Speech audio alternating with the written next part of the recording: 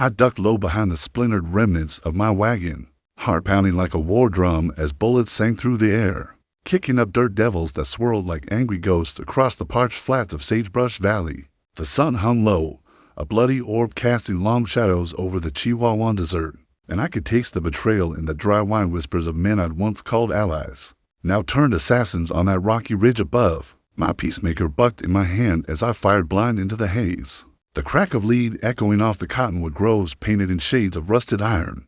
"Come on, you yellow-bellied snakes," I roared, but my voice cracked with the rasp that's haunted me since Wyoming, a constant reminder of the gale that stole my brother and left me choking on grief. 3 years it had been since the coward shot in a blizzard took Jeb from me, my kin, my anchor in this god-forsaken frontier. We chased gold veins together, dreaming of strikes that'd buy us out of the dust, but all it got us was a grave for him and a hollow shell for me. Now, here I was, Wyatt Harlan, pinned down like a cornered coyote, my failing cattle spread miles back, the leaky tavern I called home waiting empty under the creaking porch. The ambush had come out of nowhere, riders materializing from the scrub like phantoms, their rifles spitting fire. I rolled to the side as a slug buried itself in the wagon wheel, splintering wood that sprayed across my cheek. Blood trickled warm, mixing with sweat, but I pushed it down the fear, the doubt. I'd lost too much to die here, not when the valley's secrets were just starting to unravel.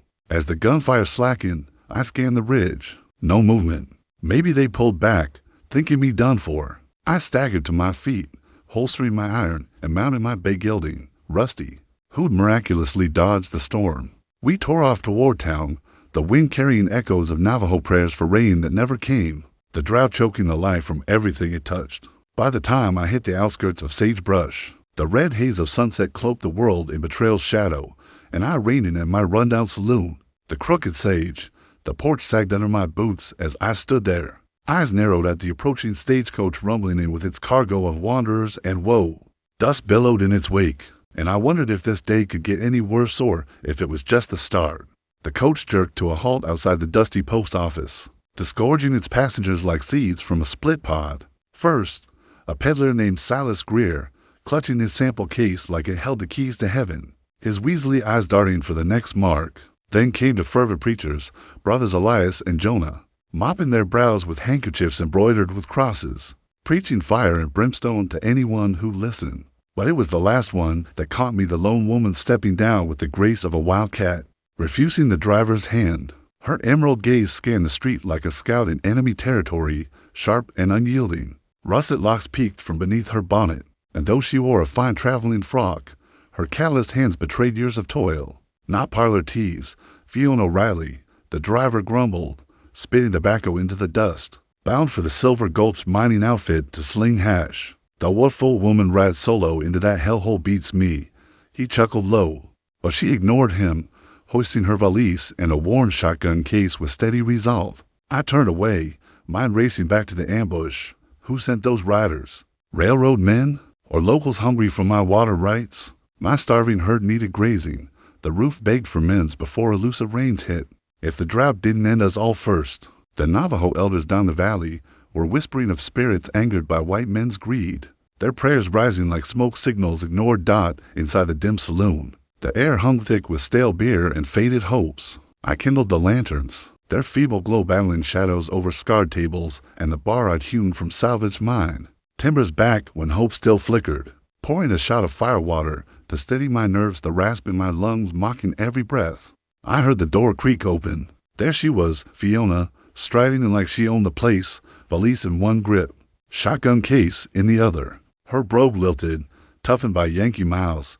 Kitchen still fit for cooking? I eyed her, the day's chaos still buzzing in my veins. "Stove's cranky, but fire's up," I muttered, watching as she barged into the back without pause. Soon, the air filled with the sizzle of pans and the strike of flint, a rhythm that chased the silence like she'd been sent to fill the void Jeb left. "I'm Fiona O'Reilly," she hollered over the racket.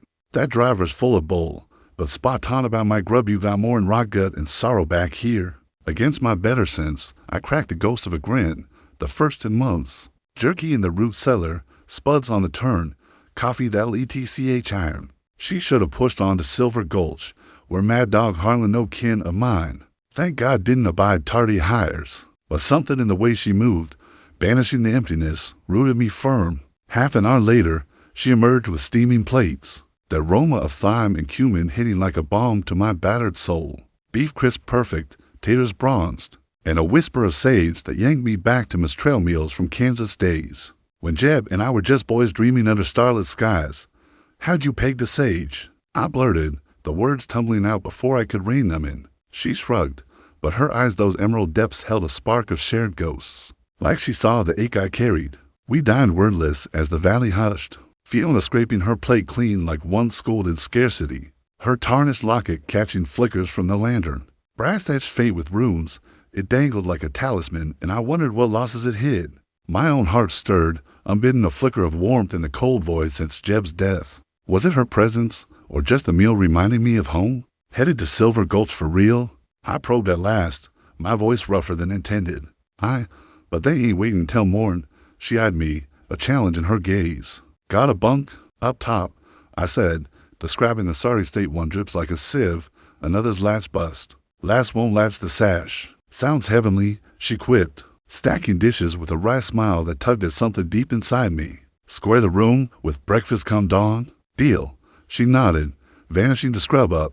I sat there, pondering the odd piece of clinking china in this tomb of a home. The ambush's adrenaline fading into a quiet ache. For the first time since Wyoming, I felt a pull, not just survival, but something tender, like the first green shoot in drought-cracked earth. A peace shattered with pounding hooves outside. The door slammed wide as Zeke Thorne burst in, my old ranch hand, panting like he'd run from hell. "Wyatt, storm's brewing. Sheriff Voss posts the levee seal tomorrow. Your spread's marked red." "Can't be," I growled. I settled in spring. "Don't matter," Zeke wheezed, his weathered face creased with worry. I had to rid myself, and Cyrus Blackwood was sniffing round, hungry like. Cyrus Blackwood, ex-Deadwood outlaw, now railroad muscle, a viper who'd plant rivals 6 feet under without a twitch. My blood ran cold. Was he behind the ambush? Fiona lingered in the doorway, towel draped, calm as if she'd foreseen it all. "Railroads after your spring rights," she said flatly. "Towns after your acre's tale, as old as the frontier." Before I could retort, she nodded at a parcel on the bar, my name in neat scrawl. I hadn't heard no delivery how'd it get there. Inside, my title deed, branded overdue in crimson, but a fresh far smudge clung to the edge, like from a baker's hasty grasp. "Curious," Fiona mused, her voice soft but edged. "Whoever filched this left a breadcrumb trail." I pocketed it, steel hardening in my spine. "I quit running after Wyoming," I said, the words tasting like resolve. "Cost me all I held dear no more." From the pain, riders lurked like phantoms at town's fringe, their shadows dancing in the dying light. Upstairs, Fiona ascended to her drafty nest, locket winking dim, and I couldn't shake the feeling she was more than a cook on the run. Winds bore the scent of brewing storm or just more grit as I lay awake, the rasp in my lungs a lullaby of loss, but now laced with a spark of hope. Who was she, really? And why did her eyes make me feel seen, truly seen, for the first time in years? The next morning dawned harsh, the weekly bazaar sprawling over Maine like a desperate carnival, stalls flogging elixirs and eternity amid scents of grease and grit. I tensed by my rig, the ambush's bruises throbbing as Mayor Voss ascended the hall steps. List clutched like gospel. His silk vest gleamed under the sun, flanked by Cyrus and his hard cases, mean-eyed men like Buck Riley and Slim Tate, gunslingers with reputations soaked in blood. Voss boomed the roster, Widow Hayes in. Where old Ma Hayes baked pies that could mend a broken heart.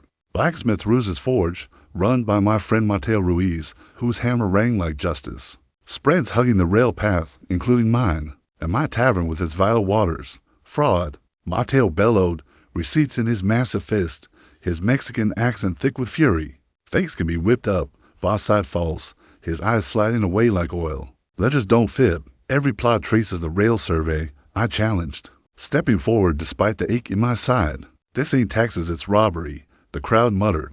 A ripple of uneasy folks like Widow Hayes clutching her shawl.